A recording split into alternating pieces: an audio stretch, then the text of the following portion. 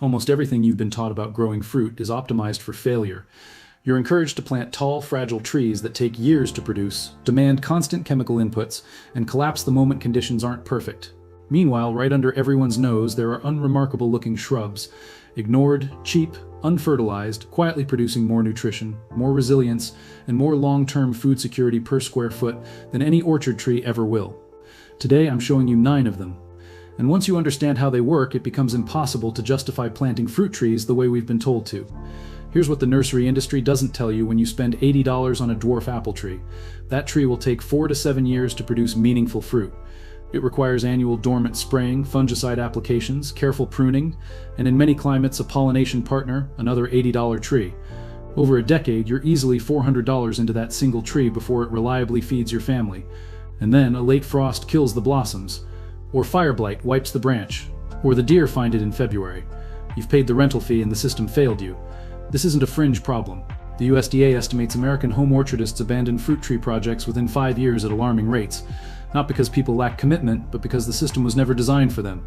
It was designed for commercial growers with chemical programs, irrigation infrastructure, and the capital to absorb years of zero production. Meanwhile, there's a category of fruiting plant that has fed humans through every war, every famine, every supply chain disruption in recorded history. During the siege of Leningrad in World War II, Russian civilians survived in part on sea buckthorn berries, a thorny shrub that grows in sand, needs no irrigation, and fruits after just 2 years. During the Great Depression, Appalachian families pressed elderflower and harvested serviceberries while commercial orchards failed around them. These aren't ancient wisdom stories, these are documented historical facts.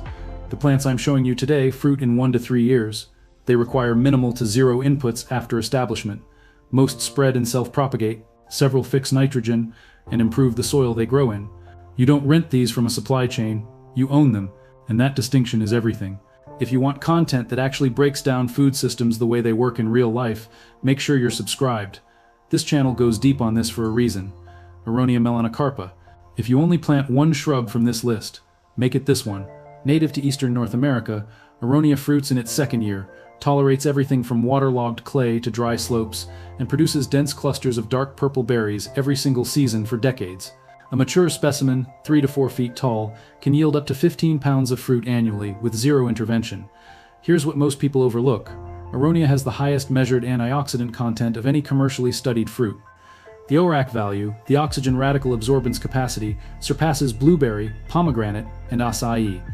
Not by a little, by multiples. The active compounds are proanthocyanidins and anthocyanins. These aren't marketing terms. They're documented in peer-reviewed research for cardiovascular and anti-inflammatory effects. Raw Aronia is astringent, not sweet. But dried, juiced, or cooked into syrup, it's excellent. Nurseries like Raintree and One Green World sell named varieties like Viking and Nero for $12 to $18 per plant. Plant 3 for cross-pollination and you're looking at 30 to 40 pounds of fruit by year 4. That's infrastructure. That's ownership. Gooseberries are almost extinct from American homesteads. Federal restrictions on planting them, imposed in the early 1900s to protect the logging industry from white pine blister rust, suppressed their spread for generations. Many states have since lifted those restrictions entirely. Your grandparents' generation knew this fruit. Your parents likely didn't grow up with it. That gap was manufactured, not natural. A mature gooseberry bush produces 8 to 10 pounds of fruit annually, requires almost no care beyond an occasional hard prune, and tolerates shade conditions that would starve most fruiting plants. The variety Captivator is nearly thornless. Corman has exceptional flavor. Both are available from Fedco Seeds or St. Lawrence Nurseries for $8 to $14 per plant. The fruit is extremely high in vitamin C and so rich in natural pectin, it gels without additives. One bush, 10 pounds of fruit, natural preserves without commercial pectin.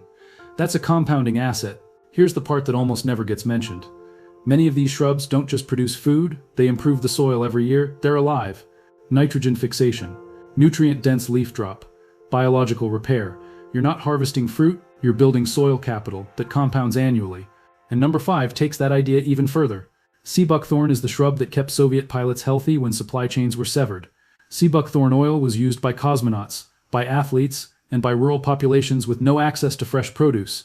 Its berries contain omega-3, 6, 7, and 9, including omega-7, which is almost non-existent in plants.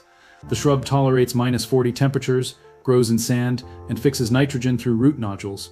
The berries are intensely sour and typically pressed for juice or oil, A 250 milliliter bottle of sea buckthorn oil retails for $40 to $60. One male plant pollinates 6 to 8 females. In 2 to 3 years, you own your own omega oil source.